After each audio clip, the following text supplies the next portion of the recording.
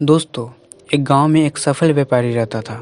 उसके पास एक अच्छी बड़ी दुकान थी और आमदनी भी इतनी अच्छी थी कि गांव में सबसे ज़्यादा अमीर वही था।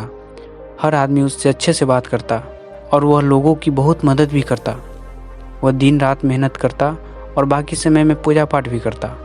गांव के लोग उसको बहुत इज्जत करते थे। पर उस व्यापारी की एक बुरी आदत थी। वह जल्दी गुस्से में आकर लोगों से बुरा भला कह देता था, जिससे गांव के बहुत से लोग उससे नाराज रहते थे। और वह जब नाराज लोगों को मनाने जाता और वो लोग नहीं मानते तो उसको और गुस्सा आ जाता और वह और बुरा भला कह देता और फिर बाद में व्यापारी को बहुत बुरा लगता। एक बार गांव में एक बहुत ज्ञानी संत आए। कुछ ही दिनों में दूर दूर तक उनके ज्ञान के चर्चे होने लगे। जब यह बात व्यापारी तक पहुंची तो वह दौड़कर संत से मिलने पहुंचा। व्यापारी ने संत की बहुत सेवा की और उनको अपनी समस्या बताई।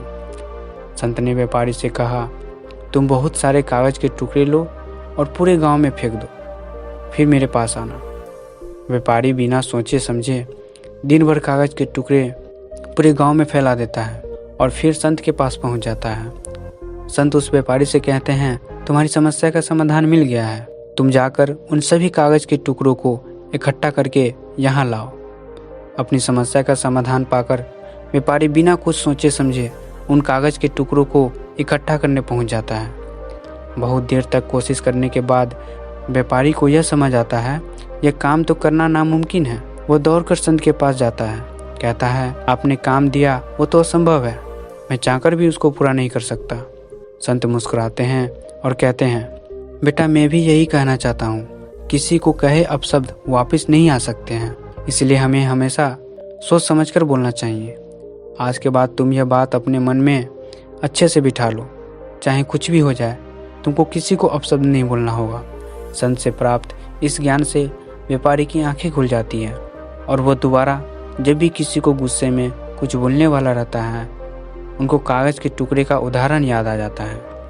तो दोस्तों, इस कहानी से हमें यह शिक्षा मिलता है कि कितनी भी मुश्किल क्यों ना हो, हमें किसी को भी अपशब्द नहीं बोलना चाहिए, क्योंकि अपशब्द से हुए नुकसान की भरपाई करना संभव नहीं है। गलत शब्दों से किसी को ठेस नहीं पहुंचाना चाहिए। एक बार एक टीचर हाथ में 1000 का नोट लेकर क्लास में अंदर आया और अपने स्टूडेंट से बोला, बताओ इस नोट को कौन लेना चाहेगा। सभी ने हाथ खड़े कर दिए।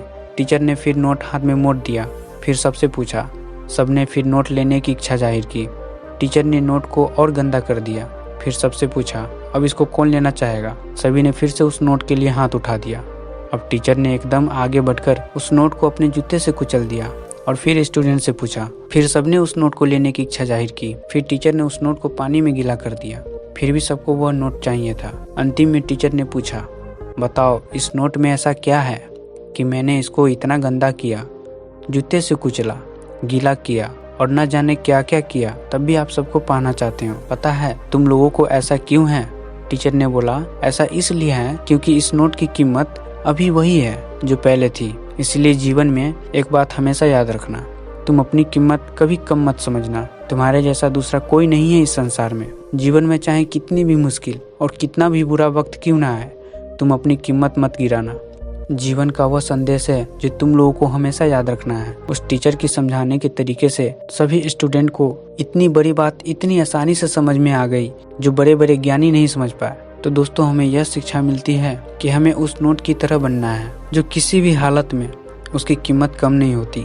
जीवन में कितने भी उतार चढ़ाव आए, हमें अपने हौसलों को कमज़ोर नहीं करना चाहिए। तो दोस्तों, उम्मीद है कि ये वीडियो आपको बहुत अच्छी लगी होगी और आप भी इस तरह की वीडियो देखना चाहते हैं तो हमारे चैनल को सब्सक्राइब, वीडियो को लाइक और कमेंट करना ना भूलें। तो मिलते हैं हम अपनी नेक्स्ट वीडियो में, तब तक के लिए धन्यवाद।